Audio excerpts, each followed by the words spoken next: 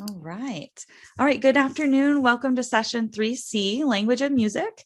My name is Dr. Raylan M. Hale, or as my students know me, Profe Jale, and I teach in the Spanish program.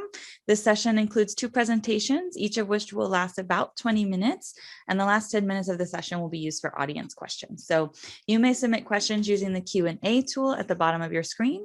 When submitting a question, please indicate to whom you're directing your question, and you may type and submit questions at any time during the presentation. You won't be interrupting anyone. I'll be monitoring the questions and we'll address them at the end of our session today.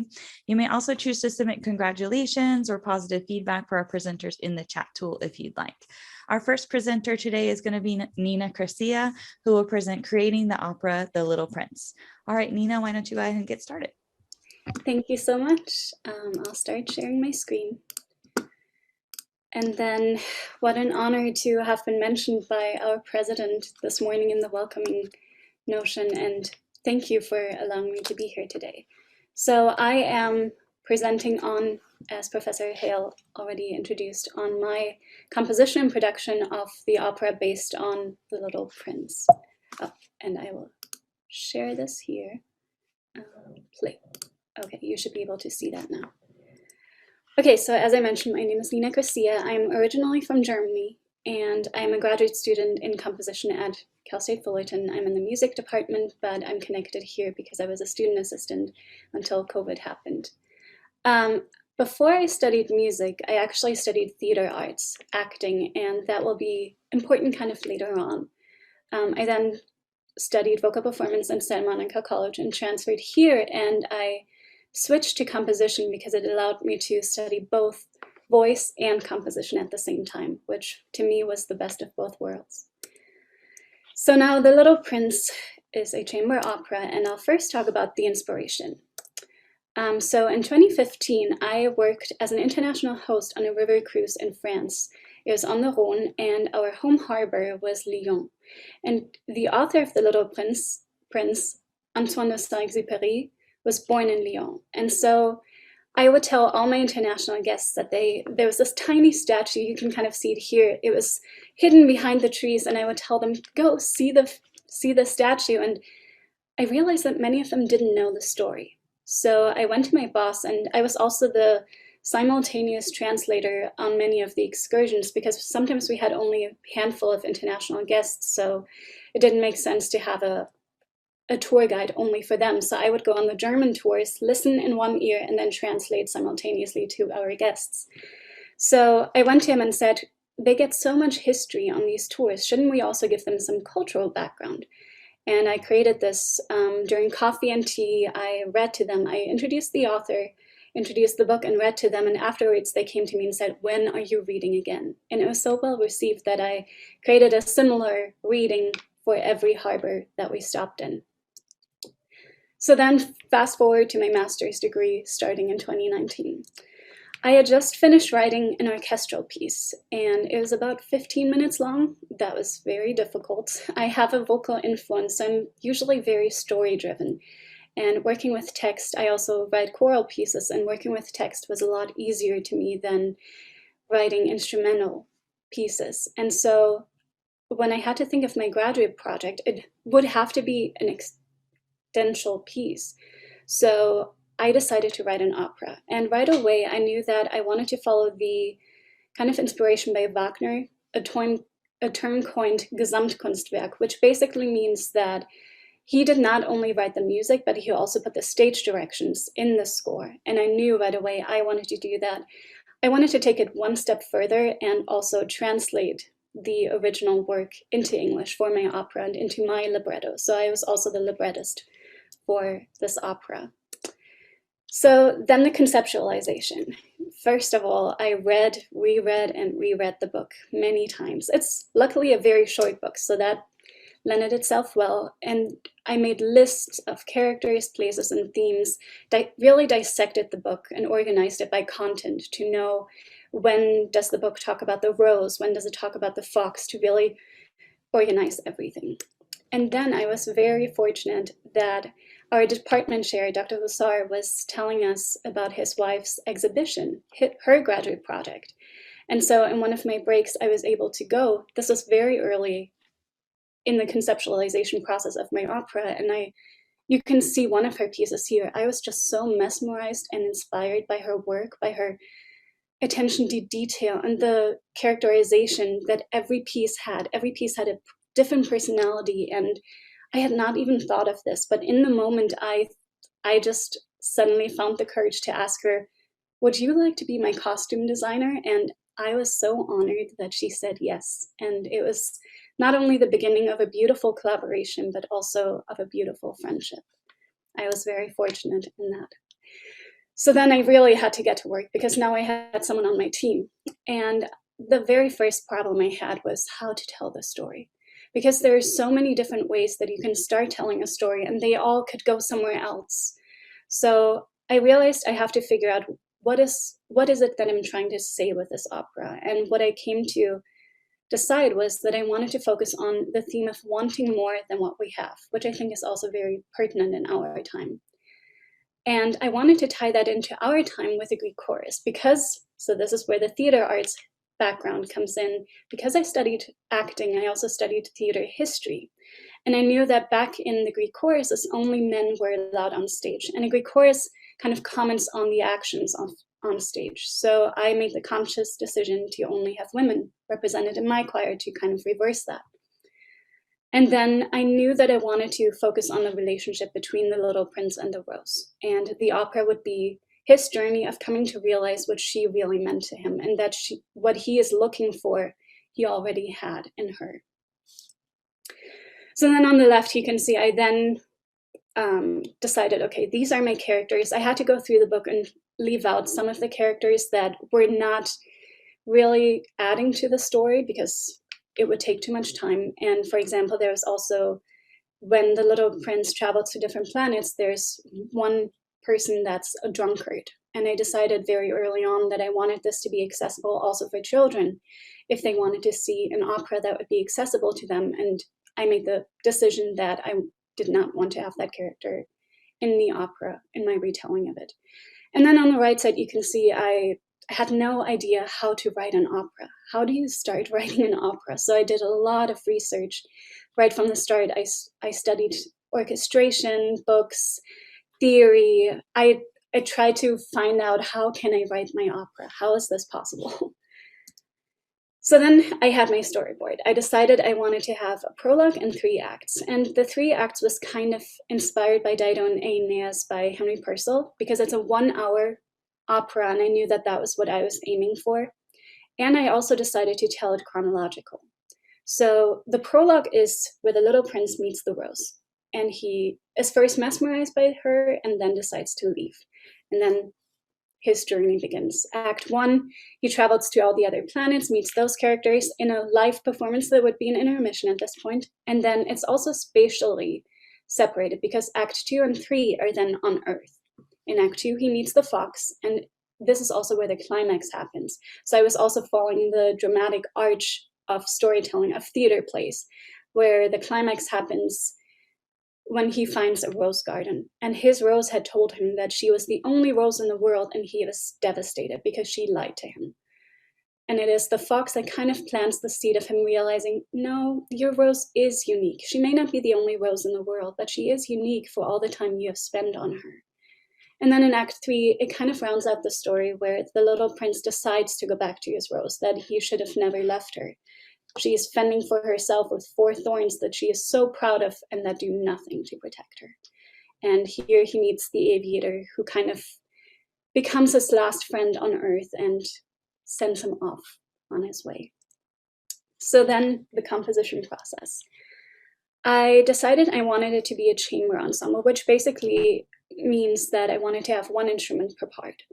And so I have a wind quintet, brass quartet, and string quintet. And then I also knew that I wanted to use a lot of percussion.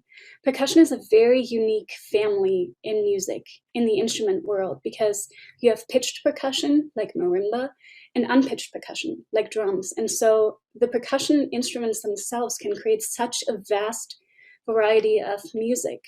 And for this, I was kind of inspired by David Lang's The Little Match Girl Passion. It's a work for choir and a few percussion pieces, and he was just able to, with with such minimalistic choices of instrumentation, create a world. And that inspired me for the opera, the music part of the opera. And then, of course, I have my singers and women's choir. So then I just began the compositional process. This is what the score looks like, the opening. And then on the right side, what I wanted to show with this picture is that my writing is very text-driven. So I try to stay as close as possible to how you would actually say it. So here, for example, you can see every day from baobab seeds that could destroy it. I was trying to make it very declamatory and close to how you would actually say it, so that it feels like someone could say or sing these words. And then here's a little example. I should preface this by saying that, so I first wrote the rose theme because the rose was going to be so important, even though she's only in the prologue, really, actively. It's that theme that will always come back when the little prince thinks of her or starts to realize what she means to him. So this was the very first theme that I wrote.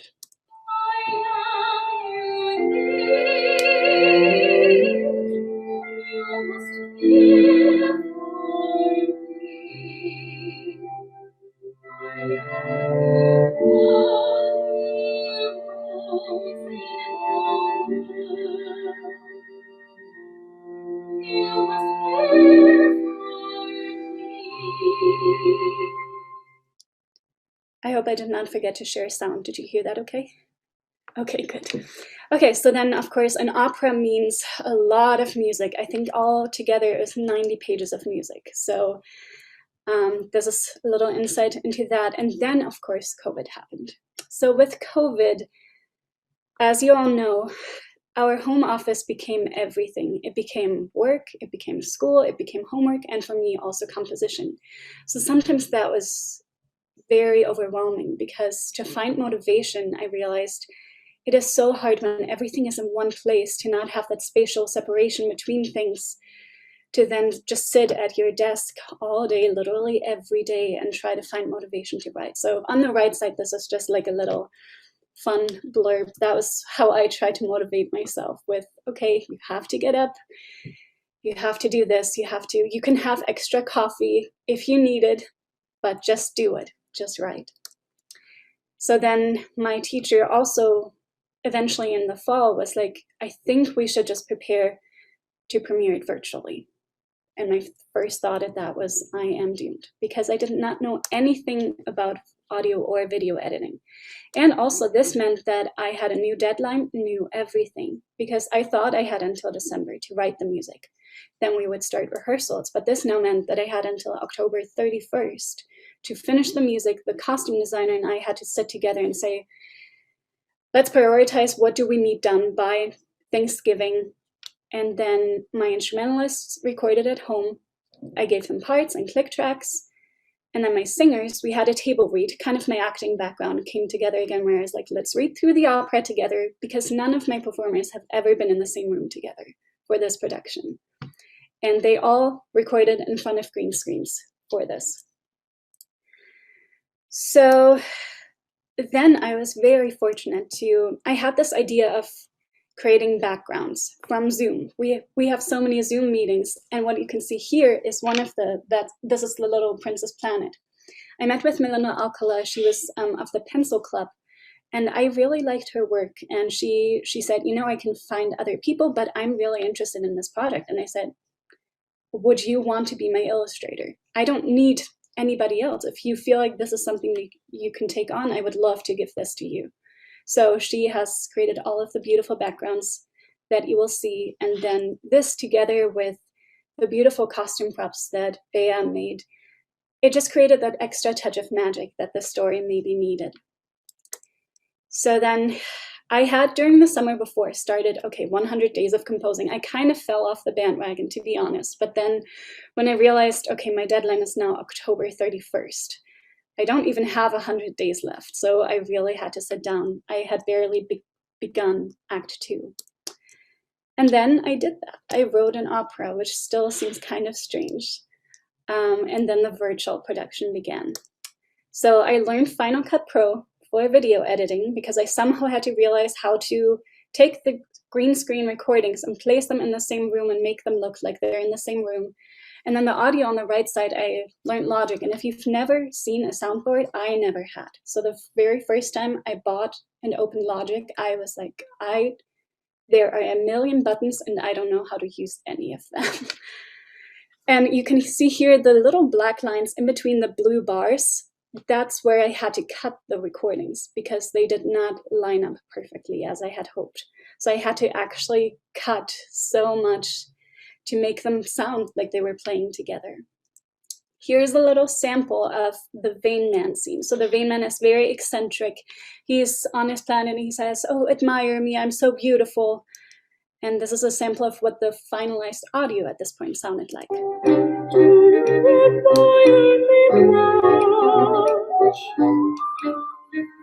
What does that mean?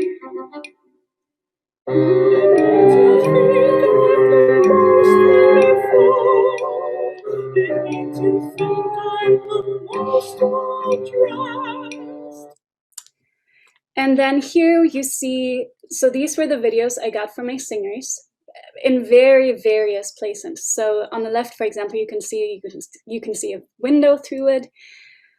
I had to go in and edit all of those green. There's a lot of shades of green, and you have to make sure that every single second does not show the background suddenly. So then this is what it looks like in the next phase, where I then added captions, and you can see here the backdrop is in, so then there you can't see the green screen anymore. And this is a short little sample. I see I have 2 minutes. Good. Okay, so here's a little scene.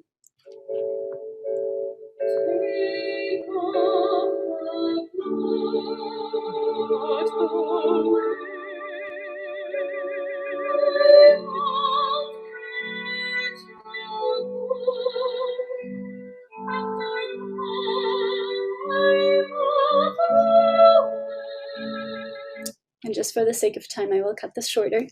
And then last but not least, I am very close to being done. I have the rough draft done, which allowed me to make this trailer.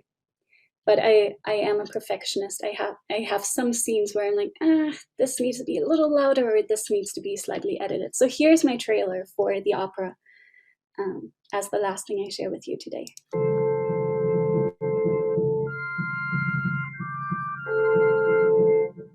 Isn't it time for breakfast?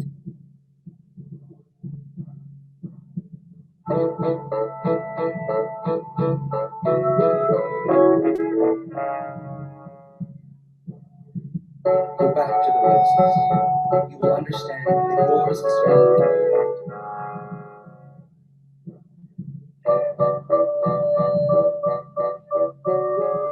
We shall see. So thank you very much for allowing me to present to you today, and it will premiere on May 15th at 4 p.m. on YouTube. Thank you very much. Thank you so much, Nina, for that lovely presentation. We're going to go ahead and continue with Sarah Cabrera, Lost in Translation. If you're joining us a little bit late, you can put positive feedback, congratulations, or questions in the chat or Q&A, and we'll have a question and answer session after we're finished. All right, Sarah, take it away. About 15 years ago, my former community college choir director, Dr. Bruce Bales, was asked to conduct a choir in Gap, a commune in the southeastern region of France. Our choir intern thought it would be a unique experience then to return the favor and host the entire Gap choir in Orange County and perform a combined choral concert entitled Festival of Voices. Not only did we perform a combined choral concert, but we also took them into our homes and treated them like family. After only a few rehearsals, we were ready to perform our concert. We sang in Latin, Italian, and French. But I'll never forget when our friends from France, who sang two spirituals, Soon I Will Be Done and Ain't That a Good News, both arranged by William Dawson. Don't get me wrong, they sang every note and every pitch beautifully. The rhythms were spot on and they sounded lovely, but they didn't understand a lick of what they were saying.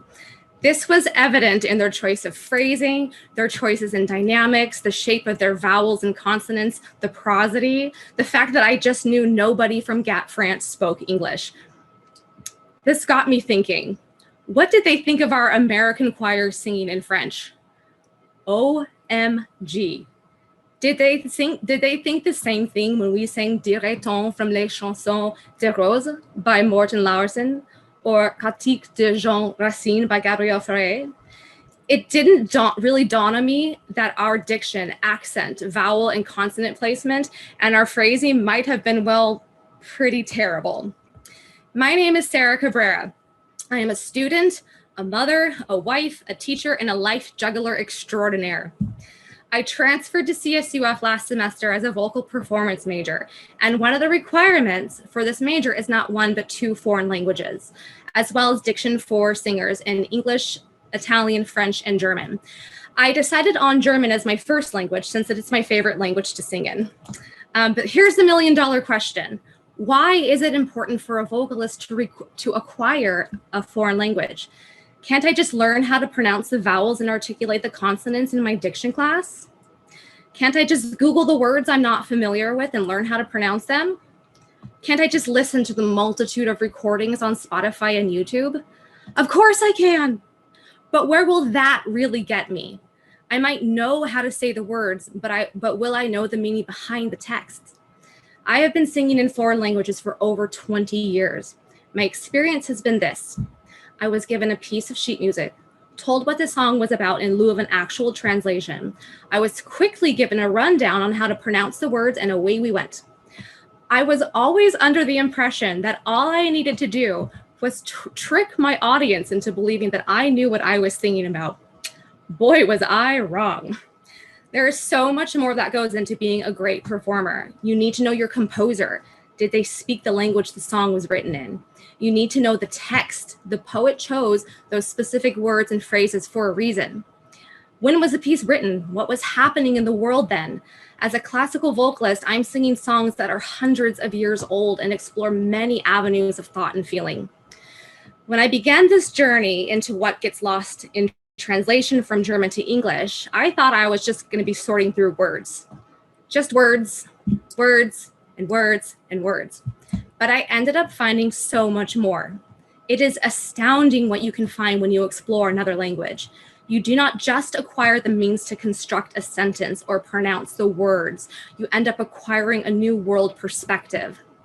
Through my German language experience at CSUF, my first experience learning a foreign language, I have gained insight into a different culture, which is exactly what I need to succeed in my area of study. But first, just a little bit on German grammar versus English grammar, just a little bit. There are some similarities, but there are many differences, such as word gender, cases, verb tenses, word order, and more. But what does this mean to someone who is singing a Schubert lied or a Mozart aria from over 200 years ago? It means in order for me to properly perform and express the music and poetry of these works, I'd better know what I'm talking about. In English, there are many parts of speech: verbs, nouns, pronouns, adverbs, adjectives, prepositions, conjugations, and interjections. There is a hierarchy of stress when it comes to strong, weak word types. When singing an English text, we give weight or length to verbs and nouns in order to bring out the key points in the phrase. Not only does this make the song more aurally pleasing, it also helps in terms of communication. When a performer leans into a word or brings out the color or texture of a vowel consonant combination, it helps the audience understand the text. The same applies to the German language, and therefore to any German lied. In addition, German has more verb tenses than English, and then you have to conjugate the verbs depending on personal pronouns. Needless to say, there are many rules in German that we don't have in English. We could be here all day discussing German grammar rules, but I have work at 2 p.m. But why is this important to a vocalist? I was lucky enough to get in touch with several of my former professors at Golden West College, one being Dr. Dawn Brooks. And we were able to have an enlightening conversation via Zoom regarding language and music. Dr. Brooks told me about her experiences growing up singing in choir. and how her experience was very similar to mine. Once Dr. Brooks entered college as a vocal performance major, she immersed herself in her language courses, while her classmates grumbled and whined about having to take German, Italian, and French. She found most of the translations that she was taught in her previous experiences weren't exactly accurate when it pertained to the actual meaning of the text. Dr. Brooks went on to tell me that from an education standpoint, she found that a vast majority of choral directors did not have language acquisition in their backgrounds. It wasn't really required like it is today. This means there is an entire generation of singers that were taught not the wrong way, but not the way that would help them in furthering their understanding of the piece. Dr. Brooks also stressed to me that when we sing, we immerse ourselves into the very essence of the piece. We become storytellers. We take on the characteristics of the composer, the poet, the words and their meaning. So when I sing, Ich sollte büßen, or Gebunden in der Höhle, I better know the meaning of the text. More on this in a moment. Language acquisition will not only lend me the major characteristics of the German language, but also the intonation of a natural German speaker. Moreover, I have gained the tools to help me decipher the precise articulation of the texts, as well as being able to recognize their verbs and inflections that I'm not taught in my diction classes. Learning German has helped me when it comes to prosody. If we stress the wrong syllable, we change the meaning of the word. But when spoken or sung correctly, this brings out the nuances and subtle intricacies of the word. However, this works both ways. For example, composers such as Mozart, who was Austrian-born, composed not only in German, but in Latin and Italian. Latin and Italian, and was extremely successful setting these to music. Whereas Haydn, who didn't speak English, composed many English hymns, had issues when it came to prosody when setting English text, meaning Haydn sometimes put the wrong emphasis on the wrong syllable of a word because he didn't understand how the language worked. This is something a well-trained vocalist would want to avoid. To a vocalist, lyrics are sustenance for the soul. Now, when I get a piece of music in German, I immediately scan the words on my own and to the best of my ability. I use my newfound skills to translate the text so I can get a feel for what the piece is about. Vocalists have to almost absorb the words they are singing. It is literally eat, breathe, sleep German when it comes to really doing justice to the text of a song. People don't realize how much work goes into singing music in a different language from your own. I have to retrain my mouth to execute vowels such as ü, and ch, double consonants in words like fünf, Pferd, or Kopf. My former choir director, Dr. Bruce Fales, always referred to German as high friction diction, and he was not wrong. Now that I've bored you to tears with why German has helped me with interpreting my vocal music, I'd like to present an excerpt from Matthäus Passion, O Welt, sieh hier dein Leben, text by Paul Gerhardt, written in 1648, set to music in 1727 by Johann Sebastian Bach. So we're going to share a screen. Okay, here it is. Okay. Ich sollte büßen, an Händen und an Füßen, gebunden in der Höhle, die Geißeln und die Banden. Und warst du auch gestanden, das hat werdend meine Seele. This is a translation I found by a publisher called Drinker. I was unable to find where this came from. "'Tis I who should repenting in torture unrelenting, endure the pains of hell, the shackles and the scourges, though bore from sin to purge us, whereby all us deserve full well." Now, these two texts have similarities. For example, they're both about being in hell. But the differences are deeper in the differences in the deeper meaning of the German text versus the English translation. Take repenting in the first line of the English prose. The definition is feel or express sincere regret or remorse about one's wrongdoing or sin, whereas büßen means atone, to make amends, to provide or serve as reparation or compensation for something bad or unwelcome. There is a huge difference between feeling bad for something you did and making amends for something bad that you did. And then we have the second line of the English text, in torture unrelenting, which has nothing to do with an Händen und an Füßen, on hands and feet.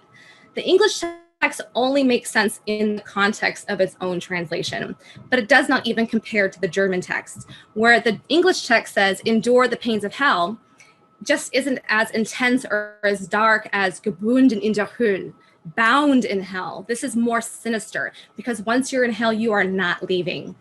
Both texts mention being bound in hell, but at the end of the German text, you are left with the realization that there is no coming back from the depths of this sin, because das hat werden meine Seele, my soul has deserved this.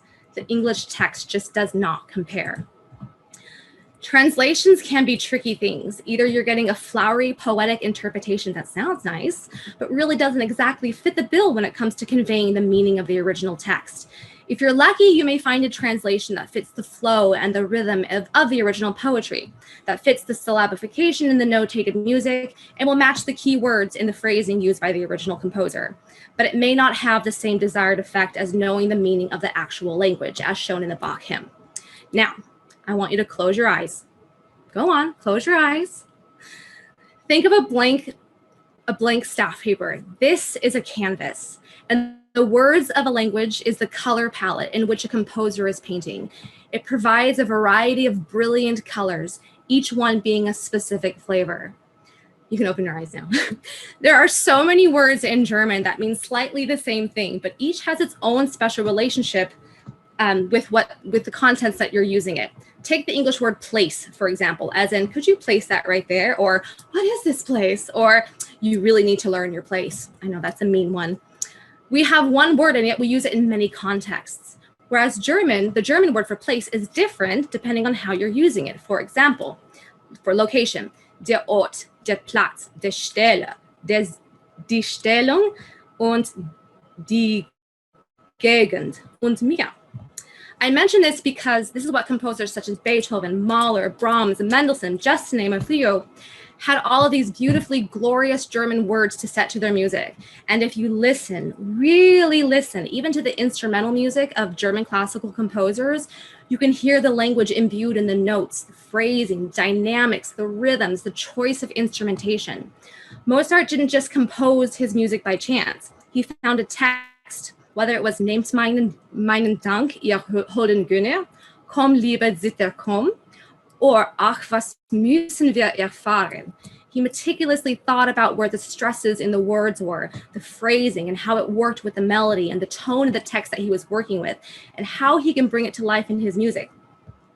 I believe wholeheartedly that if we understand the language, then we understand the language the composer did. You understand the reason behind the music itself. This helps when it comes time to present these works to an audience.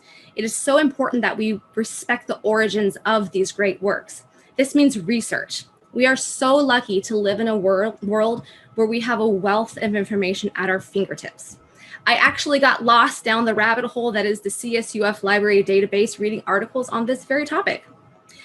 But what is most important to a performer is the theme of the text. Singing German lied or German opera has to become a personal experience.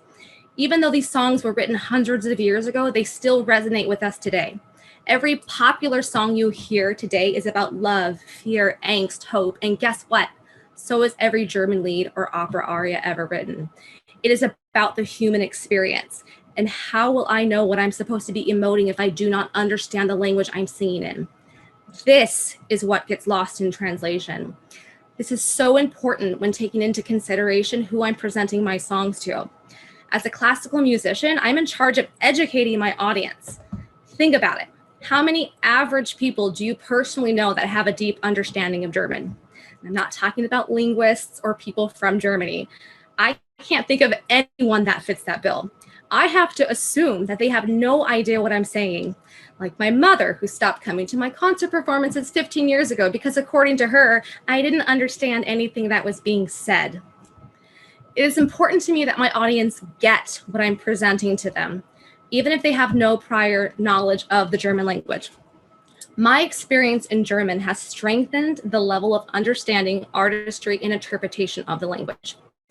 I know that by having this experience with German language and its culture, I feel like I have the tools to do my German vocal literature justice. I know that by making a personal connection with the language, I can faithfully tell the story of the musicians and poets of old. It's almost as if for one fleeting moment in time, I have been given the power and the opportunity to bring the soul of the past into the present. Thank you. Thank you so much, Sarah and Nina, for presenting. I will give it a minute or two here for people to type things in the chat if they want to. Congratulations or questions as well. I wanted to call out some of the nice comments that were in our chat while you guys were presenting. So one of our attendees said, wow, so beautiful, to the pieces that Nina was presenting and the music they were listening to. We have well done, Nina, and wonderful job, Nina. And then James saying that I should be an NPR host because of my voice. I'm not sure about that, but I like it. And then for Sarah, Sarah's such an engaging speaker, and shaking my head, lame excuse, mom, to Sarah's mom. Nicely done, Sarah. Congrats. Definitely agree that music transcends language was another comment we got. Amazing, Sarah, and well done, Sarah. Very well presented, and it gave me great insight to this issue, right, of vocalization. So I wanted to call out those moments of congratulations and that positive feedback. I think sometimes when we're online, we miss these things, right? We don't know who our audience is, and we feel like we're projecting. And so I really like to bring in the positivity. One of the questions we had come in was for Nina, and they wanted to know, did you sing any of your opera pieces? I have not, though I honestly could have. When I was waiting for recordings from performers, I had my doubts sometimes that I would get everything on time, and I thought, I could have sung all of these arias because having written them, I knew all the words. But I have not sung any of them, no. So it was hard to be patient in getting those recordings and things.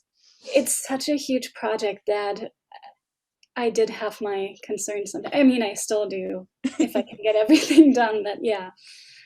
With that being said, I was wondering too, what do you think will be the most rewarding thing once this whole thing comes together? Will it be relief? Will it be excitement? What are you kind of hoping for when you showcase this in May? So for one, and Sarah might know of this experience, for one, when you have a recital, there goes so much planning into it, and then usually it's 20 people that show up, your friends and family. So one of my hopes is, of course, that a lot of people will see it. And then another side effect that I've already had 3 people. So 3 people that have been part of this production that did not know the story before have actually gone and read it. So to me, I've always loved reading. And I think, to me, if I can make someone make sure that this classical work lives on, that to me would be a huge reward. Yeah. I think that's one of the benefits, right, of being able to put things virtually and online, because when you perform it in person, it is very special, though, in that moment when you're performing or you're on stage or you create something that you see performed live. It's a very special kind of moment. Mm-hmm. And although we have all these challenges being online now, it's kind of nice we can have more people there or even afterwards, but we don't always feel or know the reach. So yeah, it can be a big challenge too, because you don't know who's watching it. You don't get that feeling, that energy from the audience themselves, Yeah, and I also, being from Germany, I have people in Germany that are watching it, and I have friends in Ireland, so it's hard to tell how far it's going to reach. My other thought for it is also that I think it's a very accessible piece. The music is not really that hard, and I think an ultimate dream would be if another school or a program with kids wanted to maybe perform it someday. I think it definitely would be something that could be maybe brought to children. Maybe this could be like an introduction to opera, right, because it's kind of its own genre. It's not really full on opera. I have a background in theater, so I always liked musical theater, and I think you can kind of hear that, and maybe my influence by Disney in that as well. Yeah. Excellent. We've got a question that came in chat just in time. For Sarah, what is one thing that we can do to engage friends and family in foreign language music if they refuse to do so, being unable to understand the lyrics? So what's a way we can reach them, even though maybe they don't fully understand what's being said? That's a really good question. I kind of gave up on my mom a while ago. There's just no getting to her. I would say, there's so many different avenues and genres of classical music. Maybe they don't like Renaissance music. You can always say, hey, why don't you try classical or romantic? Oh, I love romantic music. Maybe compare it to maybe one of their favorite songs that they like now. I know some of the songs out there on the radio are about like partying. I don't know if there's any classical songs about, Dance Monkey, but just try to make it a personal connection. If there's a song about like love and loss, and maybe that person experienced that in their past, or maybe they're going through it right now. We're all going through a lot right now. Find a good translation. Like, hey, this is something that you would really like. You might really actually really feel what this is feeling. I don't know about Nina or anybody who knows classical music, but like when I hear, even if I don't know the translation yet, and you listen to a piece of music and you can just feel what the song is about. And there's a couple pieces that I listen to on repeat where I like cry because this is so beautiful. I just can't, you know what I mean? So, you can try introducing him to something like that. My default is always Schubert, because come on, Schubert, the king of the German Lied. There's so much out there.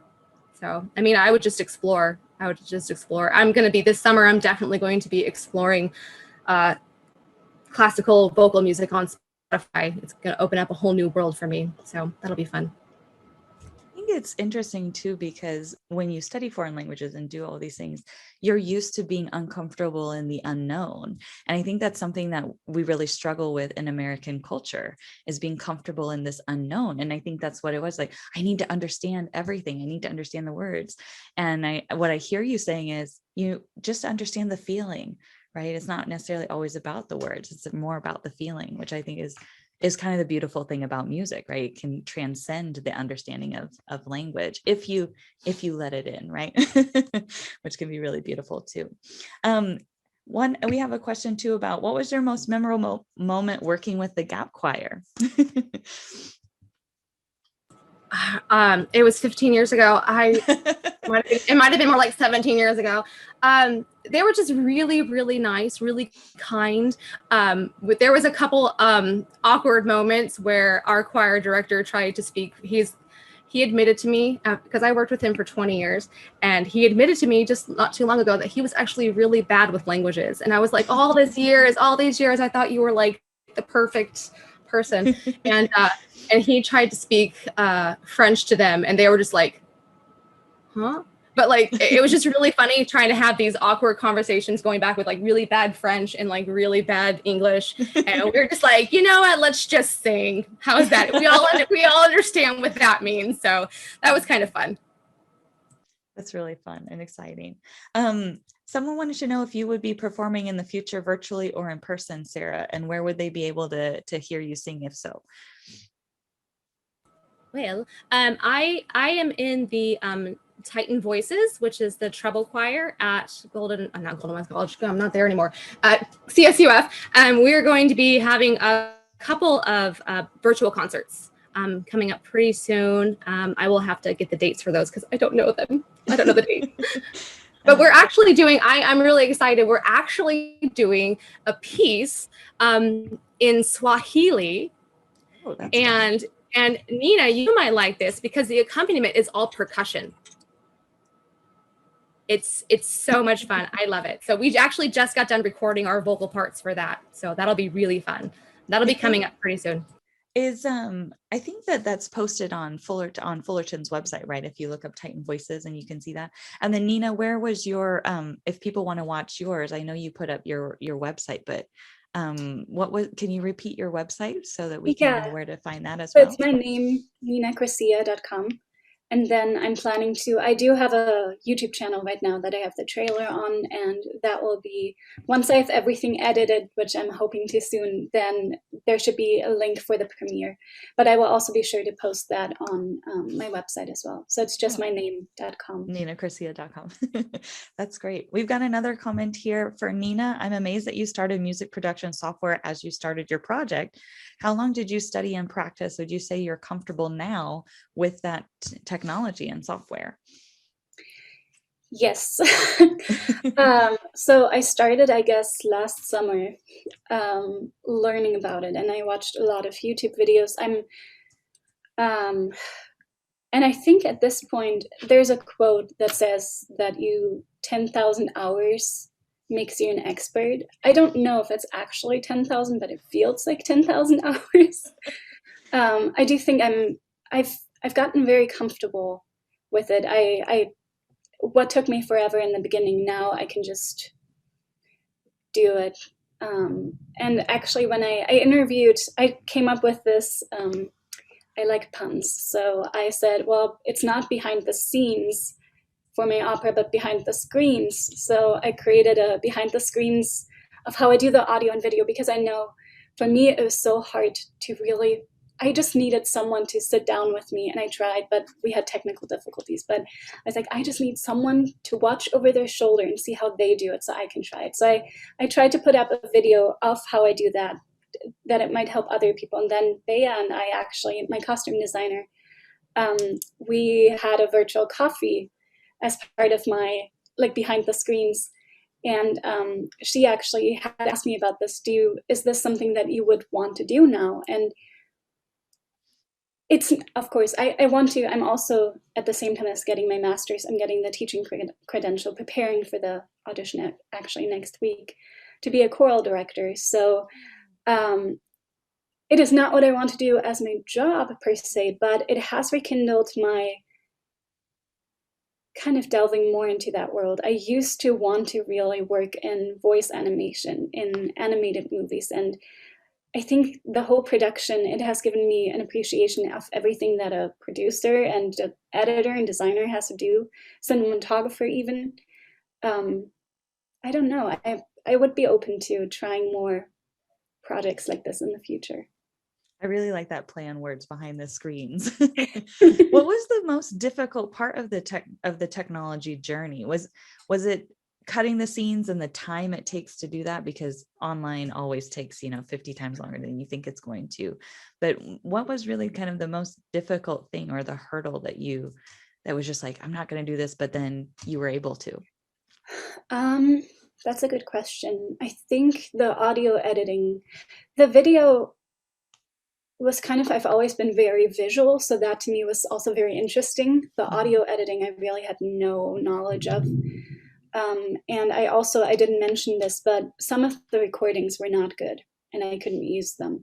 And so I actually had to buy a program that allows me to software generate instruments, which was also another learning curve because I didn't know how to do that. And then mixing it so it sound, which my teacher actually said, you can't do that. That's too hard. That's going to take too much work. And at that point, I had already done a few scenes and I was like, if I change it now, I'm going to waste. Hi, so sorry. We had some technical difficulties. Thank you so much for coming today. We had a couple of Zoom meetings, causing friction for one another. So unfortunately, we got booted off in the middle of our Q&A session. So I just want to say again, thank you to Nina and Sarah, and thank you to all of our wonderful attendees who came to this really lovely session about language and music. And I just want to say thank you again for your patience. And I really hope that you enjoyed the panel and that you'll enjoy the rest of the panels in our 14th annual MLL conference today. Thank you so much. And I'll go ahead and end the session now. Have a great day.